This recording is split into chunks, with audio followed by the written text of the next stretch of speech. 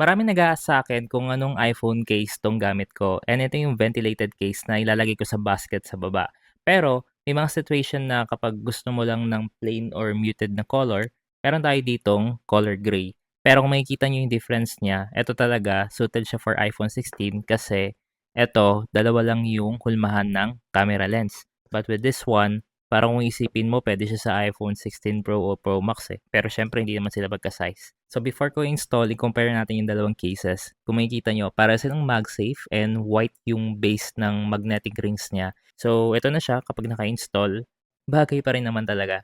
Okey pa rin yung, flash natin dito. Tapos dito naman sa front part, maganda rin yung pagkakapatong niya between dun sa screen protector and dun sa bezel. Hindi rin masyadong nakadikit.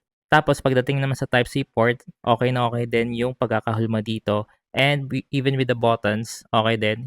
Hindi siya matigas, hindi siya malambot, sakto lang din, swabe. And even with the volume controls, 'di ba? And siyempre dahil iPhone 16 'to, tingnan natin dito yung, camera control, kalimutan ko ang tawag dito.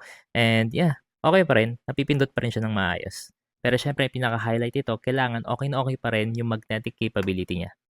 And lastly, pagdating naman sa protection ng camera lens natin, kung wala 'tong lens protector ko na 'to, makikita niyo dito na makapal-kapal din siya. Kaya kahit ipatong mo 'yan dito sa floor, hindi 'yan gagasgas sa, border ng camera lens natin.